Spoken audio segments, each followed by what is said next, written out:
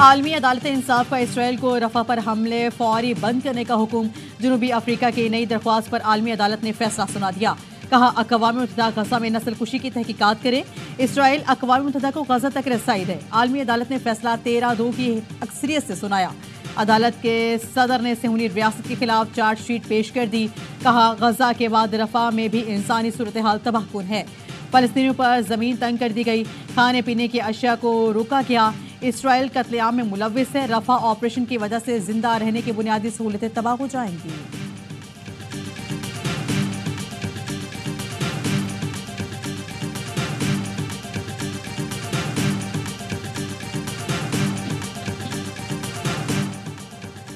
Israel की हठधर्मी बरकरार। आलमी अदालत इंसाफ का फैसला मानने से इनकार।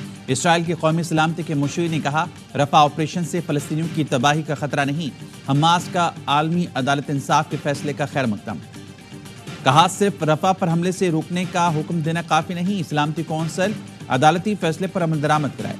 जनूबी अफ्रीका के सदर का रफा हमले रोकने से मुतालिक ICJ के फैसले का खैर मकदम। बेल्जियम की वज़ीर ख़ारजा ने 2 रियासती हल के लिए फौरी मुज़ाकरात शुरू करने का मुतालबा कर दिया।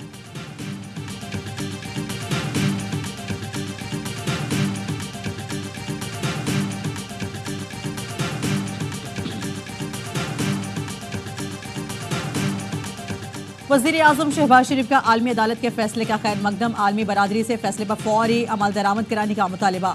शहबाज शरीफ ने पेटिशन दायर करने पर जनूबी अफ्रीका को खिराज तहसीन पेश किया। कहा पाकिस्तान ने पहले भी जनूबी अफ्रीका की पेटिशन की हिमायत की थी। आइंदा भी तमाम फ़लस्तीनियों का केस लड़ते रहेंगे। वज़ीर आज़म का आयरिश हममनसब से टेलीफोनिक राब्ता। फ़लस्तीनी रियासत को तस्लीम करने के फैसले को सराहा। आयरलैंड के वज़ीर आज़म साइमन हैरिस ने कहा गजा में इसराइल की फौरी कार्रवाई को किसी भी तरह मुआफ़ नहीं किया जा सकता।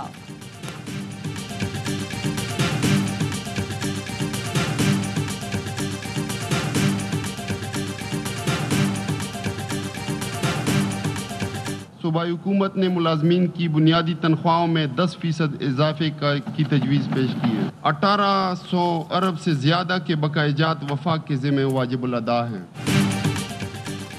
खैबर पख्तूनख्वा ने विफाक से पहले बजट पेश कर दिया। तनख्वाहों और पेंशन में 10% इजाफे की तजवीज़। मुख्तलिफ शोबों में टैक्सेस में कमी कर दी। वज़ीर ख़जाना आफ्ताब आलम ने 17 खरब 54 अरब रुपए का बजट पेश किया। तरक्याती अखराजात के लिए 416 अरब से ज़ायद मख्तस। तालीम के लिए 362 अरब रुपए, सेहत के लिए 232 अरब रुपए मख्तस कर दिए गए। बजट में गंदम की खरीदारी के लिए 26 अरब मख्तस। तवानाई के लिए 31.5 अरब। बिजली के लिए खैबर पख्तूनख्वा डिस्ट्रीब्यूशन कंपनी कायम की जाएगी। कम अज़ कम माहाना उजरत 36,000 करने की सिफारिश। कमर्शल प्रॉपर्टी कारखानों जायदाद की मुंतकली पर टैक्सेस में कमी। IMF के मतलूबा टैक्स नज़रअंदाज कर दिए गए।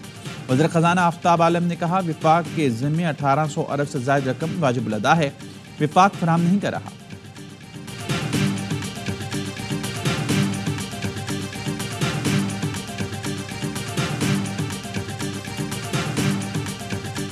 बुला रहे SIFC में ठीक है, इस तरीके से इन्होंने मुल्क चलाना है तो हमें तो कोई मसला नहीं है। जो हमारे सूबे का शेयर है उसमें हम बिल्कुल कोई कम्प्रोमाइज नहीं करेंगे। हमारी जरूरत नहीं है, हमें भी इनकी जरूरत नहीं। हमने टाइम लाइन दी हुई है 15 दिन की। 15 दिन गुजरेंगे फिर मैं इनको बताऊंगा कि बटन किसका है, बिजली किसकी है, सूबा किसका है। पाक हुकूमत को हमारी नहीं तो हमें भी उसकी जरूरत नहीं। वज़ीर आला खैबर पख्तूनख्वा अली अमीन गंडापुर कहते हैं SIFC इजलास में नहीं बुलाया गया। इसी तरह मुल्क चलाना है तो फिर ठीक, सूबे के हक पर कोई समझौता नहीं करूंगा। विफाक को 15 दिन का वक्त दिया है, वक्त पूरा होने पर बताऊंगा बिजली का बटन किसके पास है और सूबाई खुद मुख्तारी किससे कहते हैं। सहाफ़ी ने सवाल किया लोड शेडिंग बढ़ गई है, आप विफाक पर कब चढ़ाई कर रहे हैं। अली अमीन गंडापुर ने कहा फिलहाल अवाम से कहता हूँ सुबह शाम नमाज पढ़कर बद्दुआएं दें।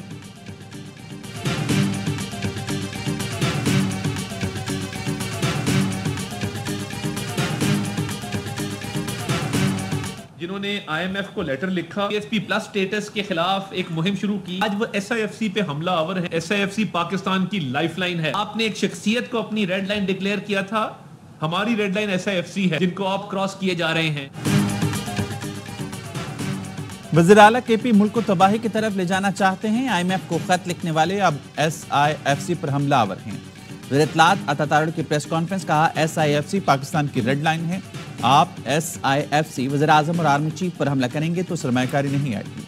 ये अवाम को धोखा देने के लिए विफाक से पहले बजट पेश कर रही हैं। आप आइन की खिलाफ वर्जी करेंगे तो आपकी हमारे पास कोई जगह नहीं होगी।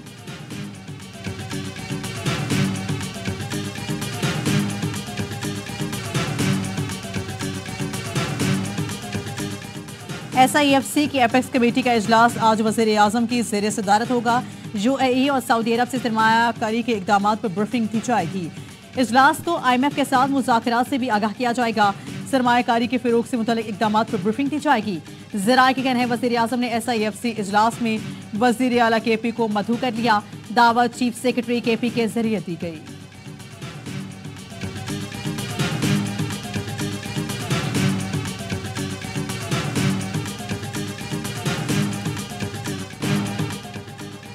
इस्लामाबाद में PTI के मरकजी दफ्तर पर क्रैकडाउन। इंसदाद तजावुजात की टीम ने इमारत का एक हिस्सा गिराकर दफ्तर सील कर दिया। पुलिस ने मज़ामत पर रहनुमा आमिर मुगल को गिरफ्तार कर लिया।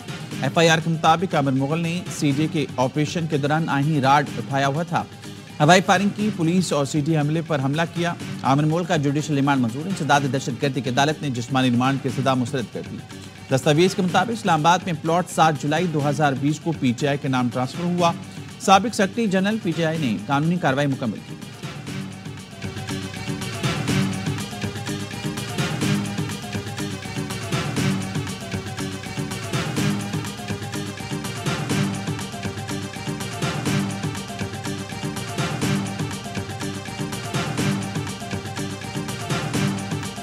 ये जो सेंट्रल सेक्रेटेरिएट आप देख रहे हैं, इस पे जो अटैक किया गया CDA की तरफ से, वो बगैर नोटिस के था। हम लोग कानूनी अपनी चाराजोई जारी रखेंगे और इस निज़ाम के खिलाफ आखिरी दम तक लड़ेंगे। पार्टी के ऑफिस को डिमोलिश करना, इसका मतलब ये है कि ये जंग हम जीत चुके हैं।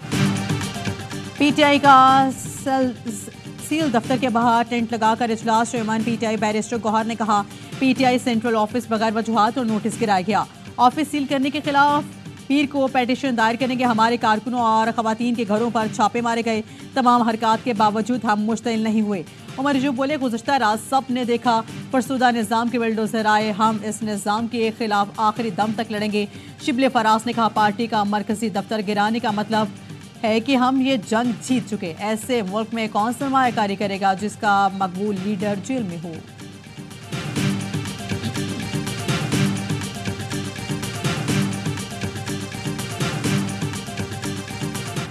PTI के दफ्तर में तजावुजात टीम। वज़ीर कानून आज़म नज़ीर तारड़ का कहना है चेयरमैन CDA से बात की कि ऐसी नौबत क्यों आई। उन्होंने जवाब दिया 4 साल से नोटिस दिए जा रही हैं। 10 मई को फाइनल नोटिस भेजा गया। इन्होंने 2 फ्लोर बगैर नक्शे कायम किए। पब्लिक एरिया में कंटेनर और पार्किंग शेड बनाया था। तर्जुमान PTI रऊफ हसन ने हुकूमती दावे की तरदीद कर दी। कहा मरकजी सेक्रेटेरिएट से मुतालिक कोई नोटिस मौसूल नहीं हुआ। हमारी हुकूमत में हमें नोटिस मिले होते तो फौरी इस पर एक्शन लेते। मरकजी सेक्रेटेरिएट कानूनी तौर पर बनाया गया है, सारे सबूत मौजूद हैं।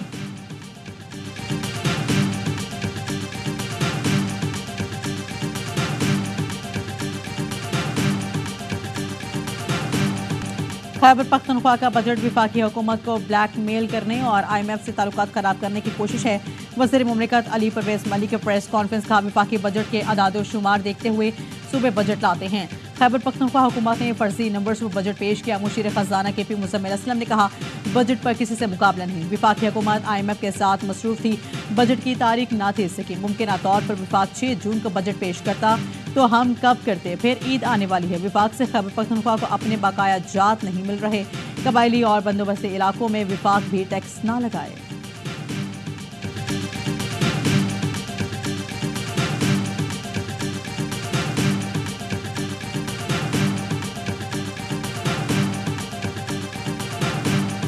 मेरी पूरी कोशिश है कि मैं सूबे का वकील बनकर हमारे मरकज़ से जितने भी हमारे फंड्स हैं हम लेकर जाएं और सूबे की तरक्की करें। सूबाई हुकूमत PTI की सुन्नी इत्तेहाद कौंसिल की है।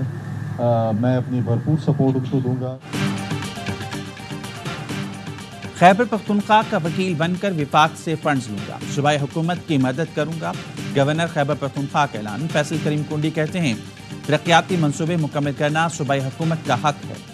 वज़ीर आला के लिए गवर्नर हाउस के दरवाजे खुले हैं। अली अमीन गंडापुर मेरे पास नहीं आते तो मैं उनके पास जाने के लिए तैयार हूँ। सूबे और विफाक को करीब लाऊंगा।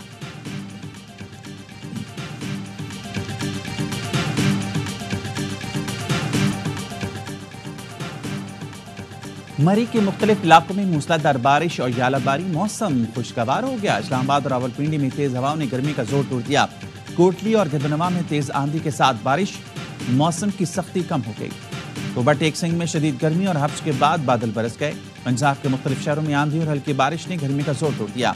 सिंध में गर्मी की शिद्दत बरकरार, लाड़काना, शिकारपुर समेत कई शहरों में दर्जा हरारत 49 डिग्री सेंटीग्रेड रिकॉर्ड किया गया। कराची में दर्जा हरारत 34 डिग्री सेंटीग्रेड रिकॉर्ड किया गया।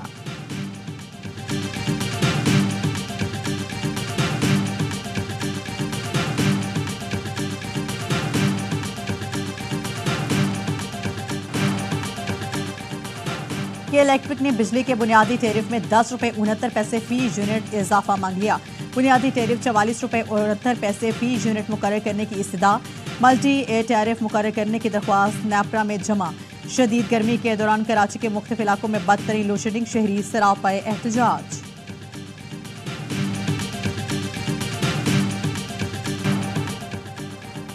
नए कर्ज प्रोग्राम के लिए पाकिस्तान और IMF के दरमियान मुज़ाकरात। IMF मिशन चीफ का कहना है पाकिस्तान की मैशत की बेहतरी के लिए तवील मुज़ाकरात किए। हुकूमत आमदन बढ़ाना चाहती है। पाकिस्तान में तवानाई के शोबे में इस्लाहात और लागत कम करने की जरूरत है। टैक्स वसूली मुनसिफाना होनी चाहिए। महंगाई कंट्रोल करने के लिए मॉनेटरी पॉलिसी इस्तेमाल की जाए। नेथन पोर्टर का कहना है पाकिस्तान से पॉलिसी मुज़ाकरात जारी रहेंगे।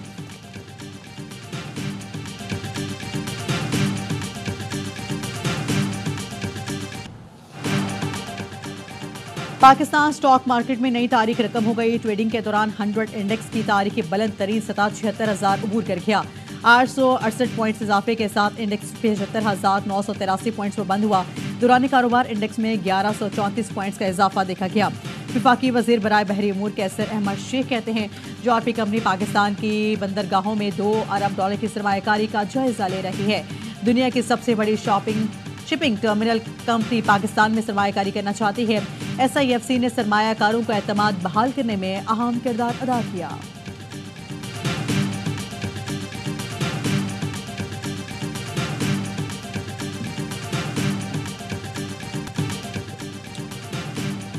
पाकिस्तान ने T20 वर्ल्ड कप के लिए टीम का ऐलान कर दिया। बाबर आजम मुसलसल तीसरे T20 वर्ल्ड कप में टीम की क़यादत करेंगे।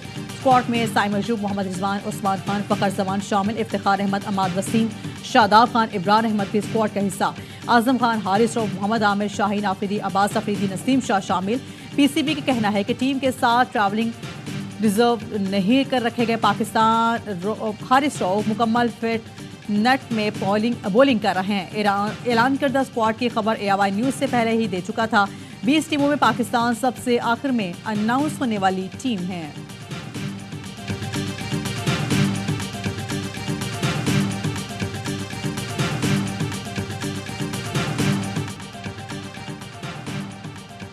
पाक इंग्लैंड दूसरा T20 आज बर्मिंघम में खेला जाएगा। 18 मिजाज कौमी बल्लेबाज फ़खर जमान कहते हैं अटैकिंग क्रिकेट खेलेंगे।